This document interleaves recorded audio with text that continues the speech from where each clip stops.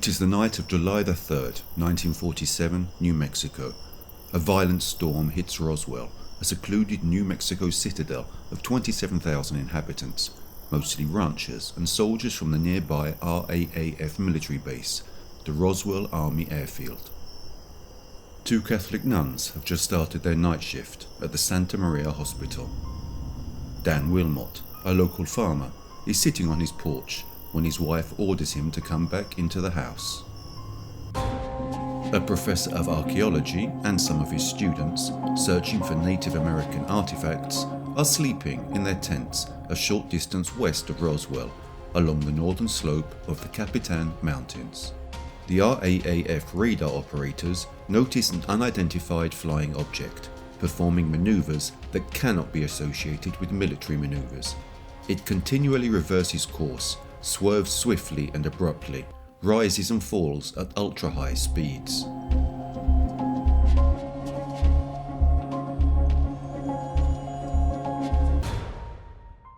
The military believes this is caused by equipment failure, but decides to keep the mysterious object under observation. Until, at 11:27 p.m, the object disappears from the radar screen.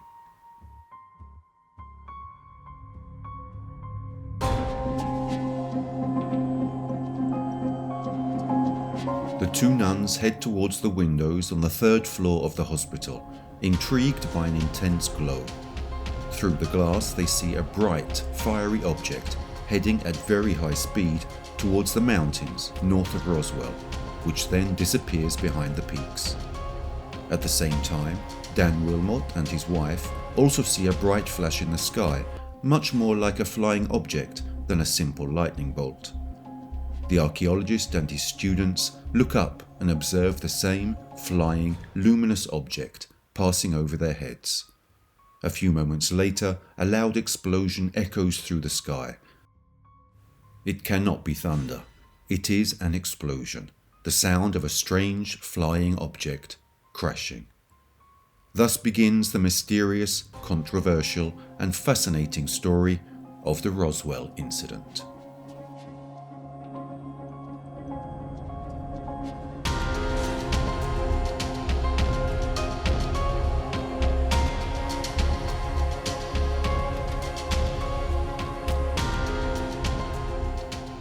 The crash occurs not far from the camp where the archaeologist and his students are sleeping. Due to the storm, they decide to go to the site of the incident at the first light of dawn. The professor, convinced that the object is a crashed plane, tells two of his students to go and find the nearest telephone to call for help. Shortly after midnight, the two students locate a phone on Highway 380 and call the Roswell Sheriff George A. Wilcox to inform him that they have witnessed a plane crash. But is it really a plane crash?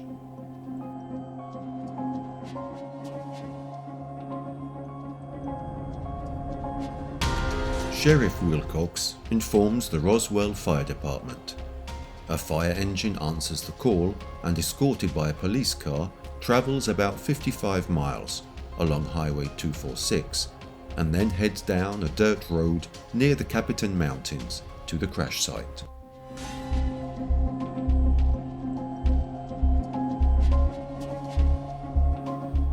On board the fire engine is 42-year-old Tennessee-born Lieutenant Dan Dwyer, who moved to New Mexico after the Second World War, where he met and then married his wife Minnie. Dan too saw an extremely bright flash of light. Driven by curiosity, he doesn't hesitate for a moment when called to investigate the incident with his colleagues. The fire engine and police officers arrive a few kilometers from the scene of the accident.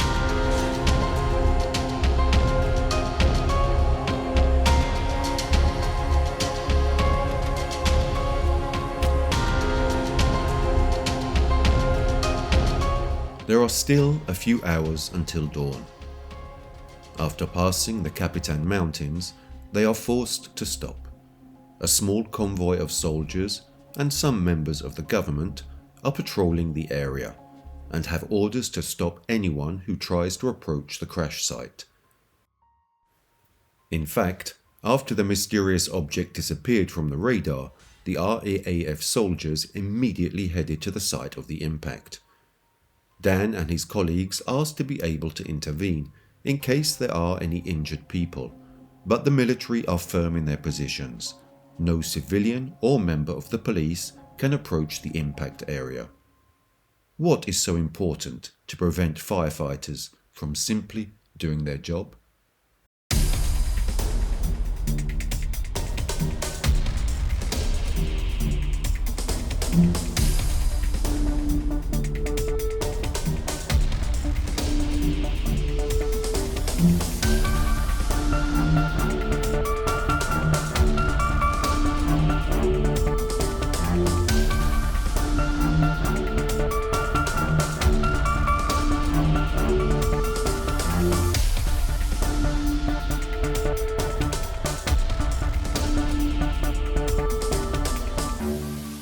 Lieutenant Dwyer certainly just can't sit there doing nothing and decides to act. He asks one of his subordinates to offer hot coffee from their thermoses to the military. Taking advantage of this moment, when the tension is lower and dawn still hasn't broken, he slips away unnoticed. He climbs through the rocks, goes through the trees, and reaches a point where he can see a huge number of army personnel, projector lights blaring, jeeps and military vans, radio and communication systems. Not only that, Dan also notices a strange aircraft being lifted into the air by a crane, being placed onto a flatbed truck. The aircraft is secured with chains and cables and then covered with a tarp.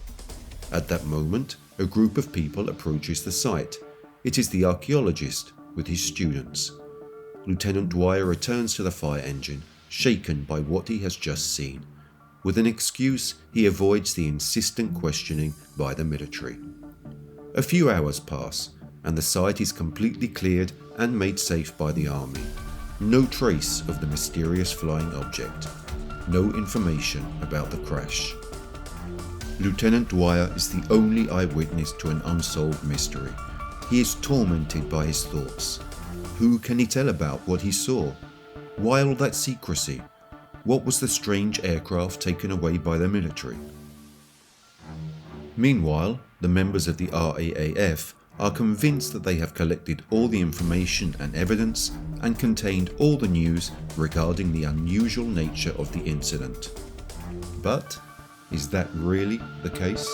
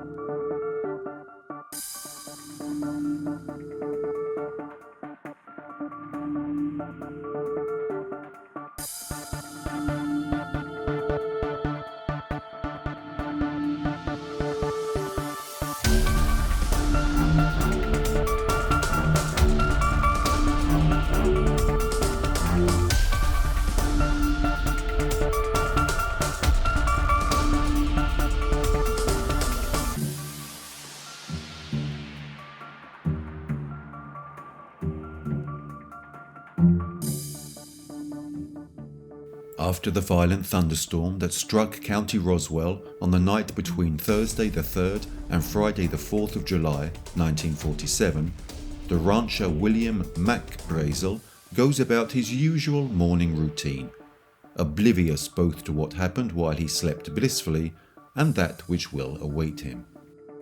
He mounts his horse and inspects the pastures surrounding his ranch. With him is his neighbour's young son, Timothy, age 7. During his inspection, Brazel discovers a large pile of debris: metal, plastic-like beams, pieces of light material, foil and string. Brazel takes away some fragments of the scattered material and returns to his neighbour's house. In particular, he shows Floyd and Loretta, little Timothy's parents, a rather curious object. A strange sheet of what at first glance appears to be aluminium, very flexible, yet which cannot be burned or cut. Moreover, when they try to crumple it, it returns to its original shape without even creasing. His neighbours, as surprised as Brazel is, suggest that he take the debris to Roswell and show it to Sheriff Wilcox.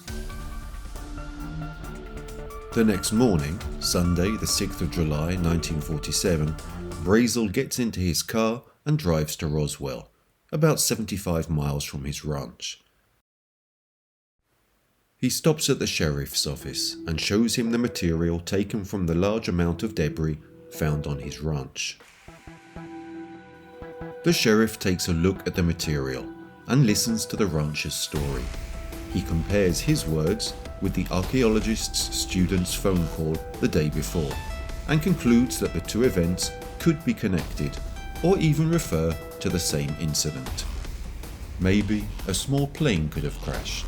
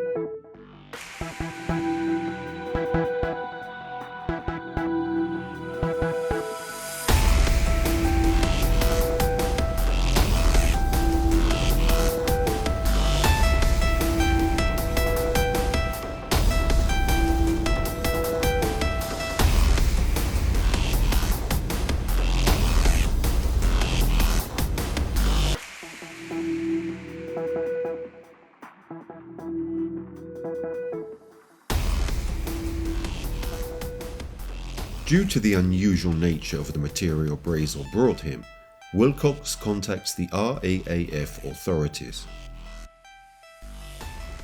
Colonel William Blanchard, commander of the 509th Bomb Wing, takes charge of the matter. He orders Jesse Marcel, an intelligence officer, to go to Roswell to investigate.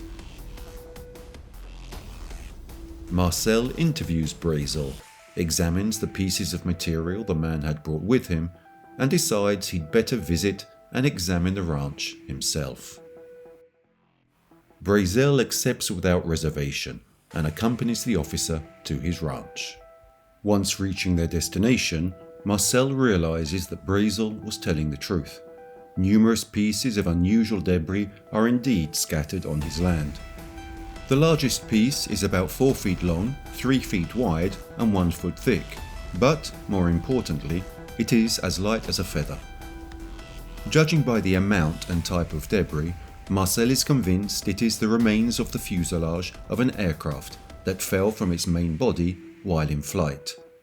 Furthermore, given the short distance between the ranch and the location of the alleged impact, the strange object recovered under the eyes of firefighter Dwyer must be the main body of an aircraft. Therefore, an inevitable question arises. What kind of aircraft? Could it be military? Undoubtedly, this is not one of the military aircraft available to the RAAF. In fact, the remains examined show peculiarities and signs non-attributable to the aircraft used by the Army. Some of the remains are as thin as newspaper but incredibly strong, and the plastic-like beams have some symbols depicted on them. Symbols very similar to the hieroglyphic writing of our ancestors. Could they be symbols belonging to an extraterrestrial civilization?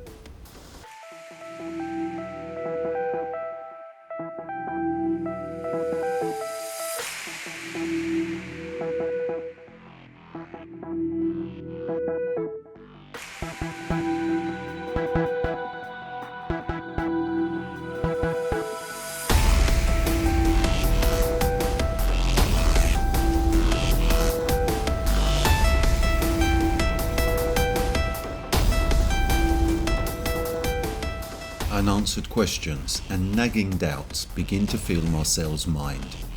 The officer spends the night in a sleeping bag near the field with the debris, and as the sun rises, he climbs aboard his military-equipped Dodge Jeep carryall, loads some of the debris onto it, and returns to the RAAF base.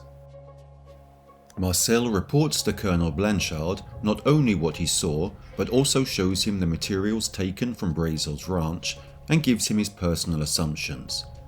Blanchard, convinced that he has something very unusual in his possession and almost certainly connected in some way to the previously found object, alerts his superiors at headquarters. And not just that, Colonel Blanchard personally contacts the head of the RAAF Public Information Office, Walter Haut, and orders him to issue a sensational press release which claims that the wreck of a flying saucer that crashed in Roswell County was recovered by military personnel from the base. The press release reads exactly as follows. The many rumours regarding the flying disc became a reality yesterday when the intelligence office of the 509th Bomb Group of the 8th Air Force, Roswell Army Airfield, was fortunate enough to gain possession of a disc through the cooperation of one of the local ranchers and the Sheriff's Office of Chavez County. Action was immediately taken and the disc was picked up at the rancher's home. It was inspected at the Roswell Army Airfield and subsequently loaned by Major Marcel to higher headquarters. The local newspaper, the Roswell Daily Record, releases the full statement on its front page, causing scandal and agitation, not only among Roswell citizens, but also those of the surrounding areas and perhaps the entire nation. So much so that the next day the Air Force personally intervenes to calm the waters and categorically deny what had been stated just a few hours earlier. The newspapers now report that the aforementioned flying saucer is nothing more than a meteorological device, a so-called weather balloon.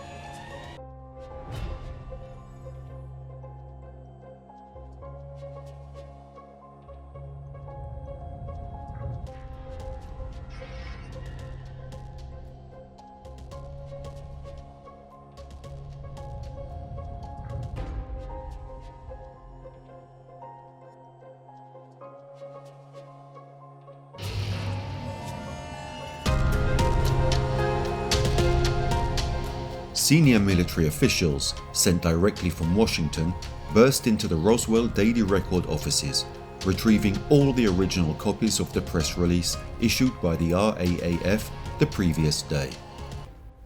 Brazel, who in the meantime had recorded an interview for KGFL, the local Roswell radio station, is taken away by the military and placed in pre-trial detention. His ranch is cleaned up completely. Debris is collected and loaded onto trucks. His interview is deleted and no trace of it will remain. But why? What did the man say in that radio interview? Above all, what crime had the cattle farmer committed to be taken into custody by the United States Army? Is it perhaps a crime to witness a particularly unusual event? Or maybe Brazel had spoken too much and therefore needed to be silenced.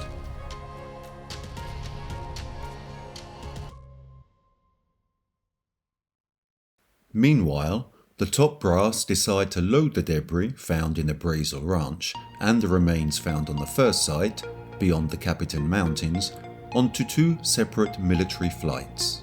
Both planes depart from the runways of the Roswell RAAF, but with two very different destinations. The first is headed for the Fort Worth Army Airfield in Texas, a strategic military base of the US Air Force.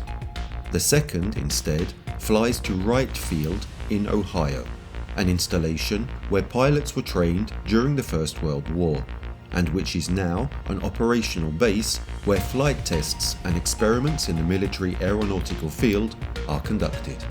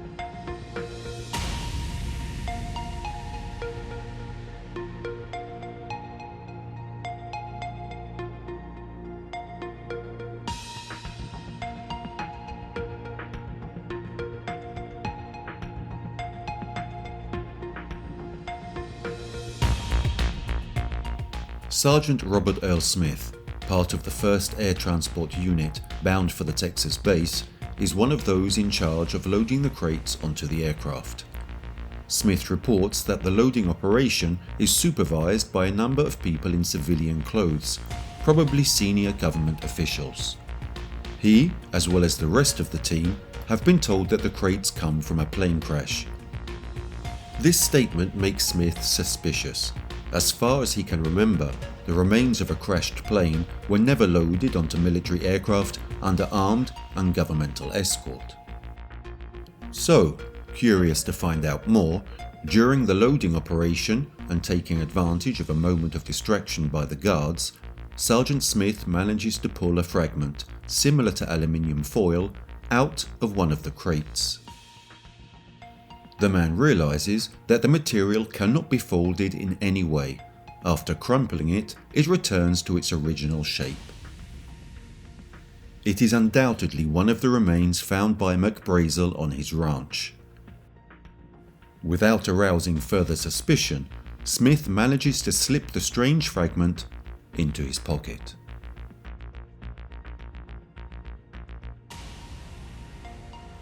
Days go by. It is now July the 15th, 1947. McBrazel is finally released from military custody and returns home, welcomed with open arms by his wife and son Bill, who has returned to the ranch for the breeding season during his father's absence. McBrazel is extremely shaken. Bill peppers him with questions. He wants to know what happened, what they asked him, and if they tortured him. The man is adamant. He has taken an oath that he will never speak again about what he saw, let alone the content of the interrogations he underwent. The cover-up operation by the US Air Force appears to have worked. By now, most of the world has forgotten that, presumably, a flying saucer arrived on the Earth from an extraterrestrial planet and crashed onto it. The whole story now seems destined for oblivion, but on the fateful night of July the 3rd, during that violent storm in Roswell County, there is another man who witnessed the crash of a mysterious flying object, Dr. Lincoln LaPaz.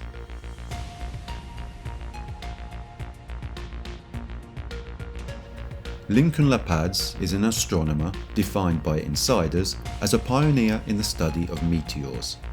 He was born in Wichita, Kansas on February 12, 1897. He studied mathematics at Fairmont College and graduated with honors in 1920. He then obtained a scholarship from the prestigious Harvard University and wrote a thesis on the calculus of variations. During the Second World War, he served as a technical director at the New Mexico Proving Ground, a site where top-secret military aircraft equipment shells were tested. During his service, LaPaz shifted his interests to ballistics, and from there to the study of meteorites. He published hundreds of books and volumes, dedicating a whole life to the study of astronomy and, as mentioned, meteorites. Back on that fateful night of July the 3rd, 1947, LaPaz was driving with his wife and children near Fort Sumner, New Mexico, about 80 miles away from Roswell. The journey by car was proceeding smoothly when, suddenly, LaPaz notices a strange elliptical-shaped object flying through the sky. The object was very bright and followed strange, unpredictable trajectories. It swayed back and forth. Its brightness was stronger than that of the planet Jupiter, and its nature was completely unknown to the astronomer. The object then disappeared behind the Capitan Mountains, causing its tracks to be lost. LaPaz is convinced that the aircraft, given its illogical trajectory, crashed just beyond those peaks. Therefore, 2 months later, in September 1947, he takes advantage of the top-secret authorization he earned during the Second World War and starts important research to understand what that strange and luminous flying object was.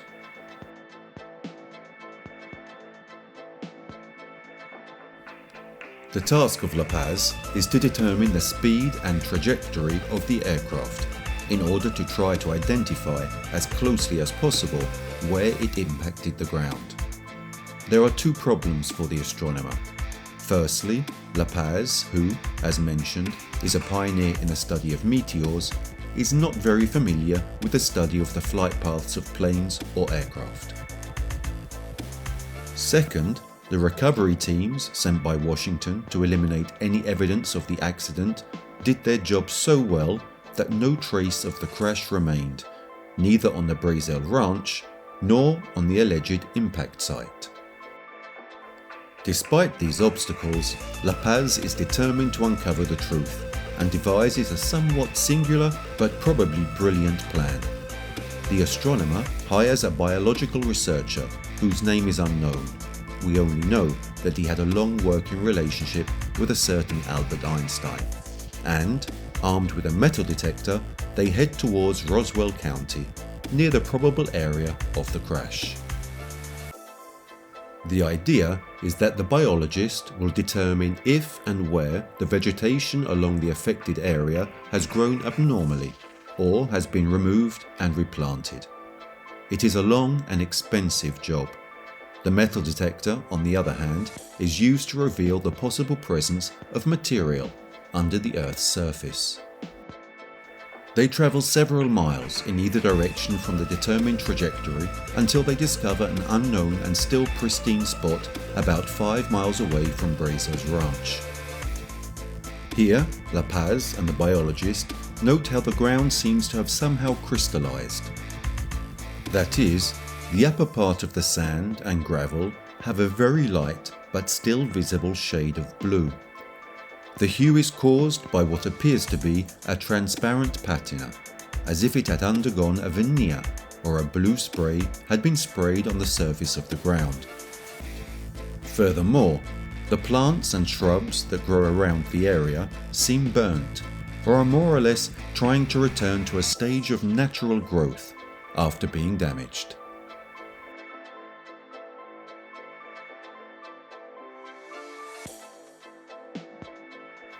La Paz speculates that the aircraft made a cold landing without power and then tried to take off again, but ended up losing parts on the Brazel Ranch just a few miles away and finally crashed beyond the Capitan Mountains.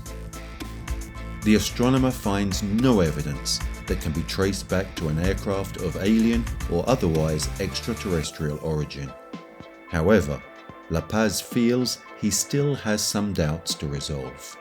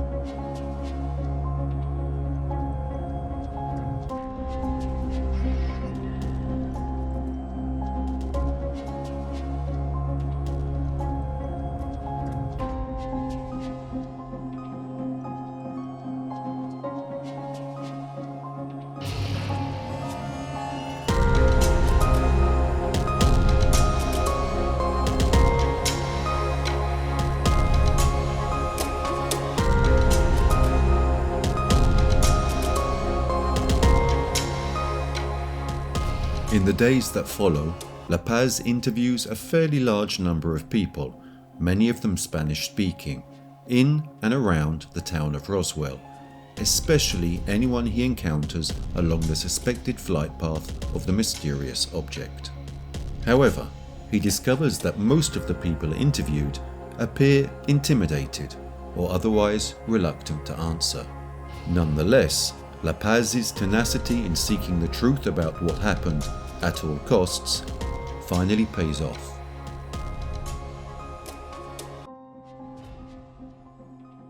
Inspecting the places along the trajectory of the aircraft under study, he naturally comes across Brazel's ranch. As mentioned, the man is extremely reluctant and refuses to provide any details on what he has seen, nor about everything that has happened in the previous months. La Paz gives up in the face of the man's obstinacy and starts to leave, when, now well away from the house, he is joined by Bill, Mac Brazel's son, riding his horse. He signals to La Paz to get on the horse with him, and he takes him to a shed not far from the impact area of the pile of debris. Bill opens the shed, rummages through the various objects, and, from under a thick dark tarpaulin, pulls out a piece of the plastic-like beams recovered on the day of the incident by his father, the ones with the hieroglyphic symbols on them. La Paz is surprised and fascinated by these curious symbols. Bill tells him that he found the piece, almost hidden underground, a few weeks after the military arrived, and kept it in the hope, one day, of delivering it into the hands of someone who could finally discover the truth. The astronomer takes charge of both Bill Brazel's requests and hopes, and takes the object away with him.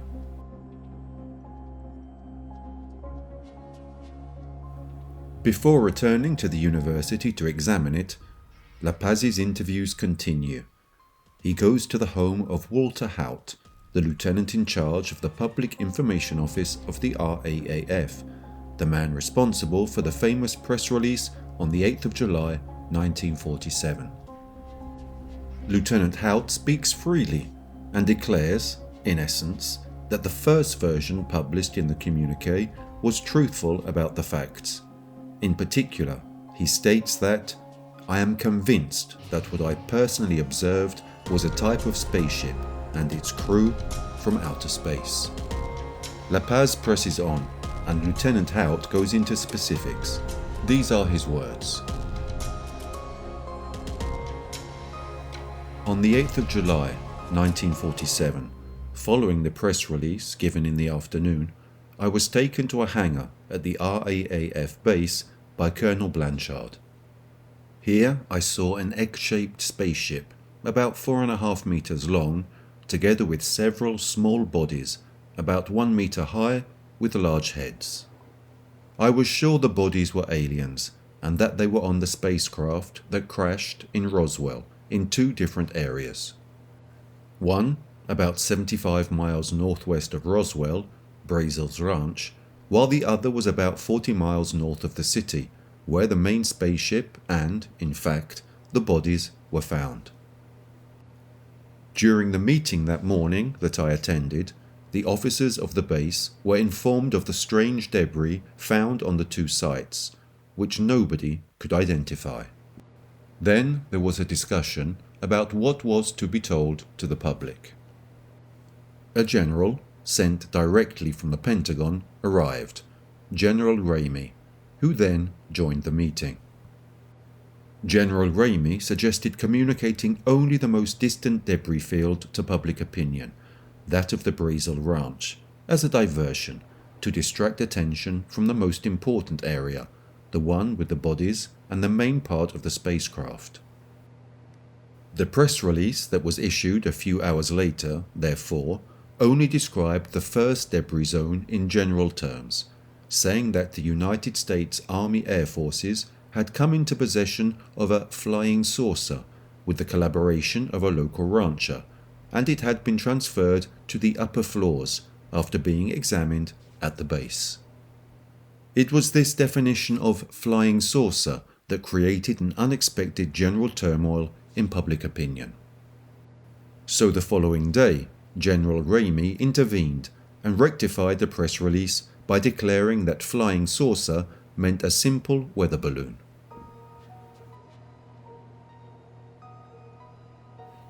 In conclusion, Haut suggests another person for La Paz to talk to, who is in possession, he says, of a very strange material, Sergeant Robert Earl Smith. The astronomer doesn't waste any time and goes straight to the sergeant. The man welcomes him and, just like Haut, speaks without hesitation. He retrieves a small wooden box, similar to a cigar box, in the corner of the attic and hands it to La Paz. He opens it and finds a piece of material similar to a folded aluminium sheet, the size of a handkerchief. Unbeknownst to his colleagues and his superiors, Sergeant Smith had found and slipped the piece of material into his pocket, to have it later analysed by someone more experienced on the subject than he was. La Paz is visibly surprised by this revelation and the confidence placed in him by the sergeant. He wastes no time and returns to the university to analyse the materials in his possession.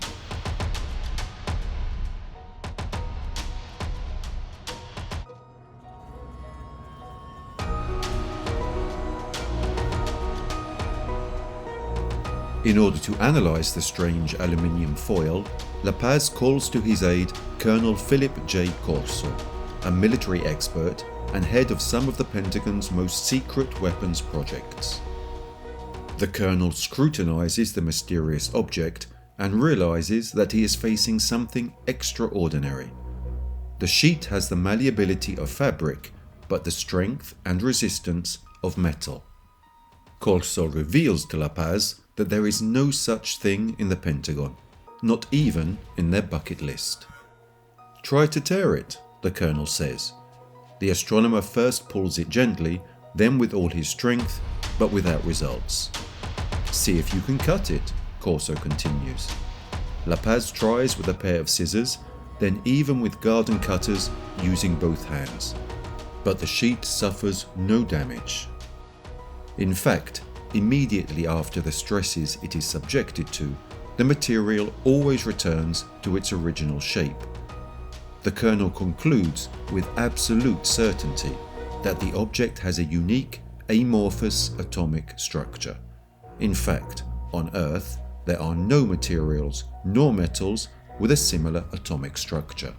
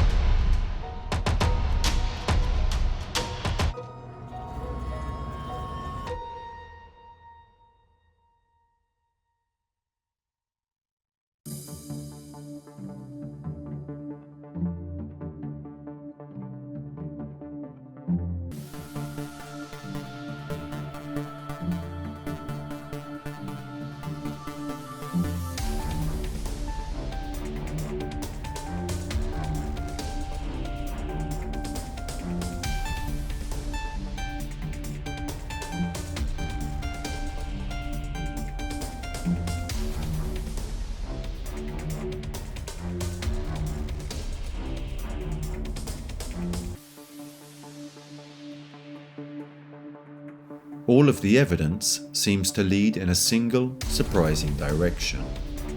Yet, still to be analysed, were the strange symbols on the plastic-like beams found on the Brazil ranch, and hidden from the military by the rancher's son, Bill.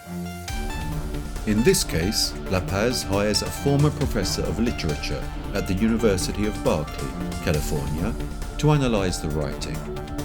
The symbols are of a metallic purplish hue. Right from the start, the professor senses that somehow the purpose of these symbols is of a communicative type, that is, a sort of attempt at communication between foreign peoples.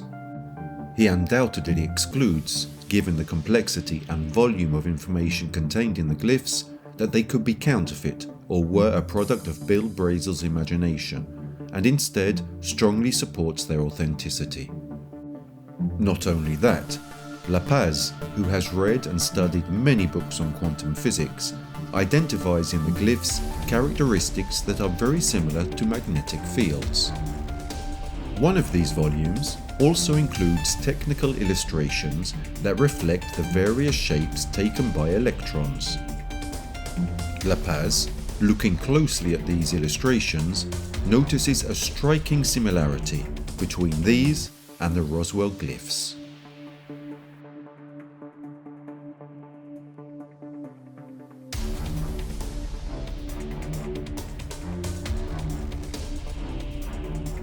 By rearranging the 10 symbols drawn on the beams from the Brazier Ranch and numbering them from 1 to 10 from left to right, we can see the correlation between these and the electron clouds. The symbols 1, 4 and 5 of the first Roswell beams are strikingly similar to the L1 and M1 electron cloud figures as shown. Symbol number 8 is exactly the same as L2. While not entirely identical, symbols 3 and 6 bear a distinct resemblance to L3. Electron clouds, by their nature, are always in motion, and for each movement, they have a different state and a different shape.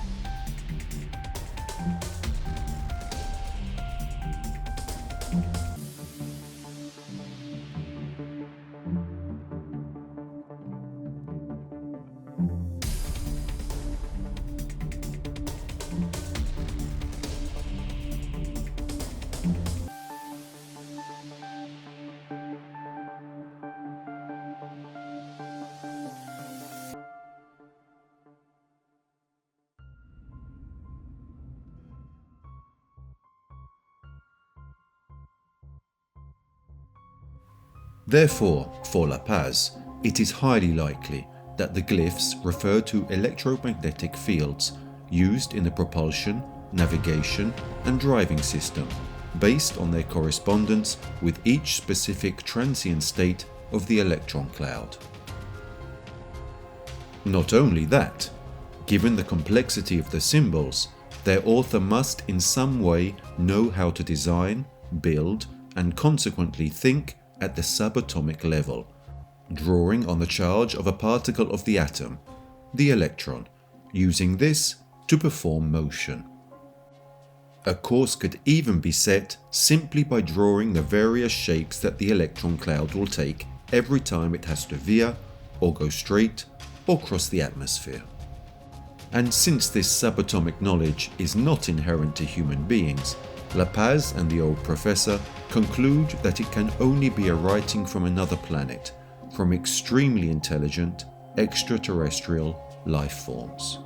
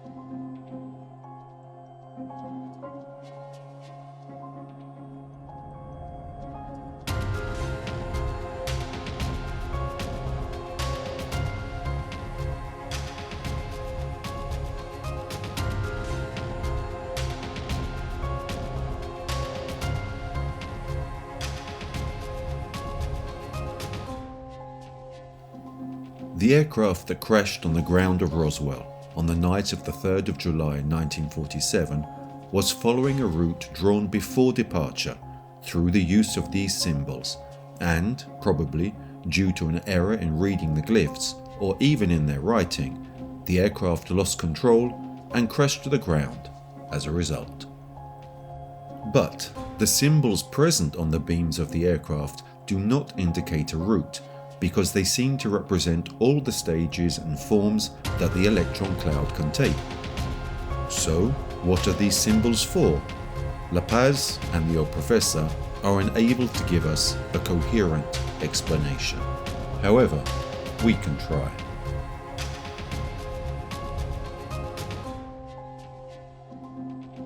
Because about 25 years after La Paz's work, on March 2, 1972, on board an Atlas Centaur rocket launched from Cape Kennedy, the Pioneer 10 probe was sent on a mission into space. Pioneer 10 is an unmanned probe intended for the exploration of the planets of the solar system, and in particular directed towards Jupiter. The probe has on board a gold plate with a drawing of a man and a woman, together with information on the origins of man and the creators of the probe itself, intended for any extraterrestrial entity that eventually finds it one day. So, returning to Dr. Lincoln La Paz's analysis of the glyphs present on the vehicle that crashed in Roswell on the night of July 3rd, 1947, we can certainly assume that the intentions of those who sent this aircraft to Earth are the same as those who launched the Pioneer 10 25 years later. That is, the communication and mutual knowledge of the peoples who inhabit different planets. An attempt at contact between extraterrestrial peoples. However, La Paz and the old professor's analysis found no scientific basis. Just as deciphering the Egyptian hieroglyphs has required centuries and centuries of in-depth study, in the same way it will probably take some time before the scientific community can give an exact and irrefutable explanation of those symbols.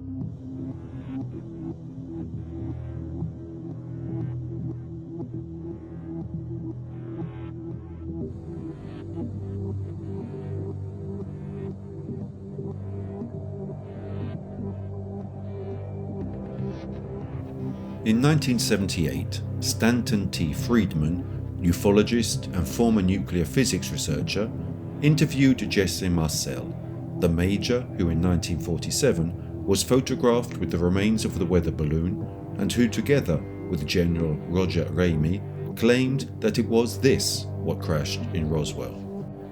In the interview, the major stated that the Air Force version was a false statement intended to cover up the truth and hide what really crashed in New Mexico in July of 1947. The case rekindled interest in the Roswell incident and brought it under global media attention.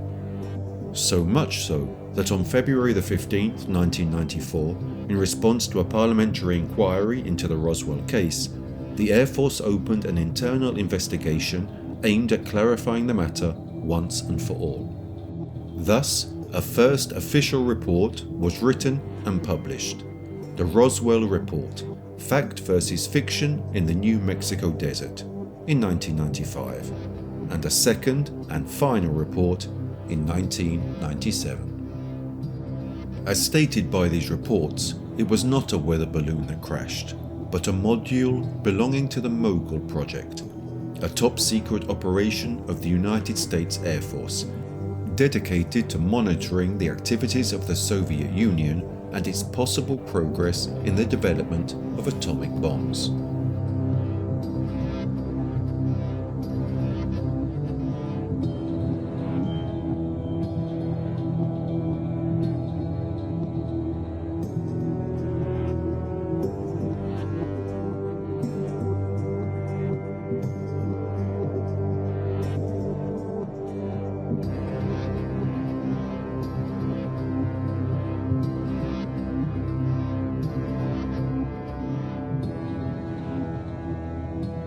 The moguls consisted of a row of weather balloons, followed by a large tail made up of a dozen radar reflectors. A mogul measured about 100 meters long, and the crash of one of them could have created fields of debris in a more or less extensive area. Evidence of this project dates back to before 1947. It was initially conceived by the geophysicist Morris Ewing, as demonstrated in a memo sent to General Carl A. Spaatz, commander of the Army Air Forces, where he suggested a way to detect possible Soviet atomic tests. Ewing had in fact discovered that at an altitude of 14,000 meters there was an acoustic channel in which the explosions caused by Soviet atomic tests could be heard. At the time, however, no aircraft was able to reach these altitudes, and therefore it was decided to use specific probes. For the realization of these probes, the Air Force entered into contact with New York University, which organized the so-called Balloon Group, directed by Alfistan Spillhaus. After the first test launches carried out between April and May in 1947 from the Lee University football field in Bethlehem, Pennsylvania, it was decided to move the launch site to the Alamogordo Air Base in New Mexico. The module that crashed between the 2nd and 3rd of July 1947 in Roswell County was the Mogul belonging to Flight 4. This would explain the unusual trajectories detected that night by the RAAF radars.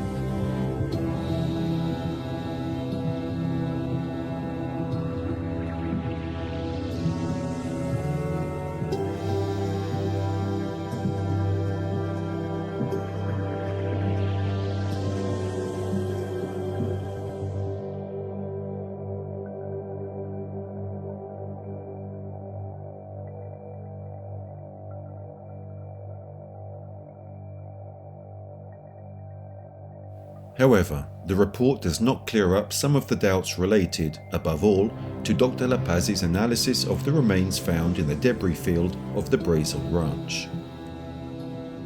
In particular, the mysteries connected to the strange aluminium sheet made of a malleable material like fabric, but more resistant than metal, remain unsolved, as well as the glyphs present on the plastic-like beams, very similar to the shapes assumed by electron clouds. In this regard, browsing the Federal Bureau of Investigation website, interesting details emerge on the true nature of the object found. Recently, in fact, the FBI has unveiled in its online archive an enormous amount of official documentation relating to the UFO phenomenon, in which it has been directly or indirectly involved.